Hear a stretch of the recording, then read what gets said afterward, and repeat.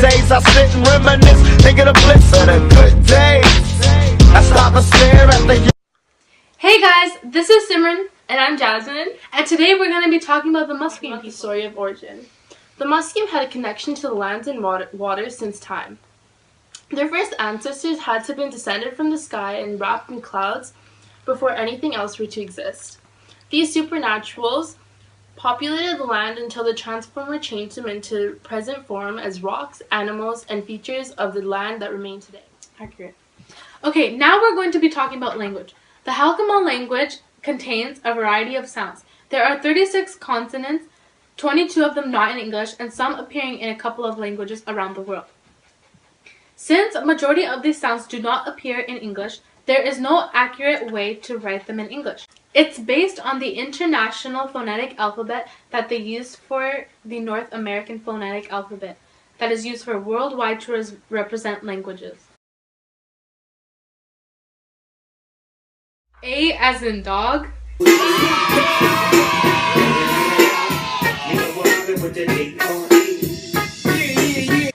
The I sounds like the E in weed.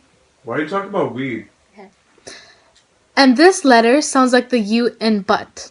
The Musqueam people had a great variety of different foods, starting from greens, berries, nuts, apples, seeds, honey, fresh plants to deer, elk, ducks, geese, eel, seaweed, seal, crab, whale, and other seafoods. A lot of these help them stay healthy and also carry plenty of nutrients. The Coast Salish had access to plenty of food around them, so they never needed to develop a system of agriculture. They became skilled fishermen and learned how to exploit the natural waterways. The Pacific Ocean was their main source for food and the most important resource. Pacific salmon was the most important food source for the people. They also fished for smelt, halibut, crab, shellfish, seaweed, whales, sea otters, seals, clams, and many more. Most of the summer was spent hunting and gathering in the forests. They hunted for black-tailed deer, elk, mountain goat, and bears. When they prepared food, vegetables, and meats, they were baked, steamed, or boiled without using pans. Women prepared fish in two ways. Either it was eaten fresh, but most of it was dried and saved for the winter. Deborah Sparrow was self-taught in Salish design and jewelry making. She was born and raised on a Musqueam Indian reserve. Deborah and her sister wanted to know where they came from, so their grandfather told them that they needed to know who they were and where they came from. They both decided to find that out through crafts. Deborah is an excellent weaver and has been weaving for over 20 years. Her work can be seen in various museums, and her Musqueam blankets are displayed at UBC and the YVR airports.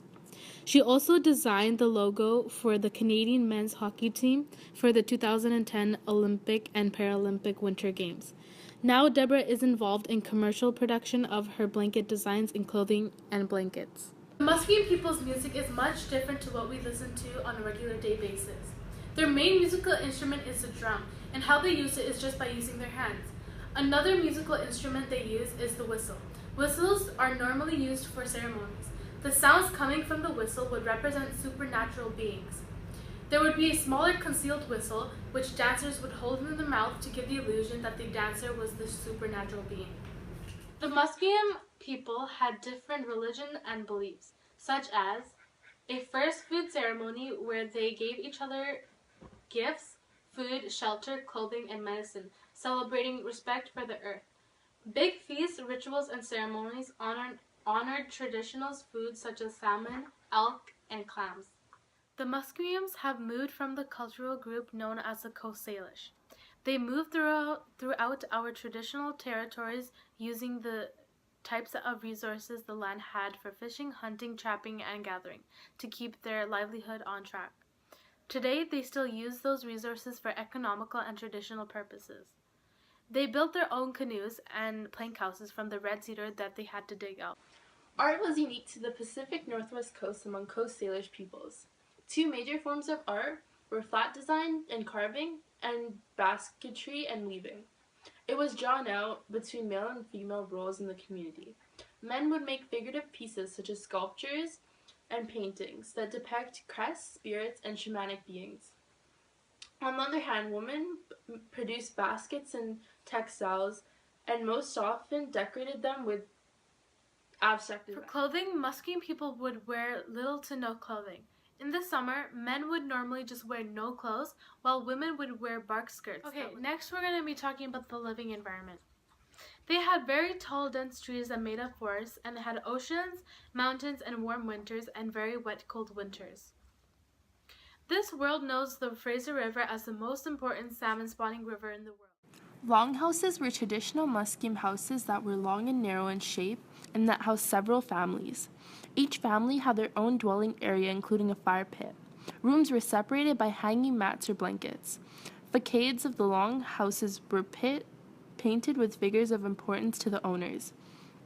If a fisherman lived inside, they'd maybe have a salmon gracing the facade. Another form of home was the pit houses. They were circular in shape and semi-subterranean.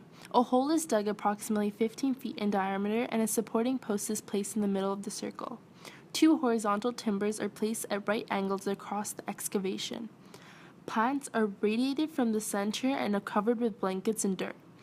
These houses were used less than long houses, but since they were warmer than shed houses, they were generally reserved for the elderly or infirm, and also used as hideouts or shelters for raids.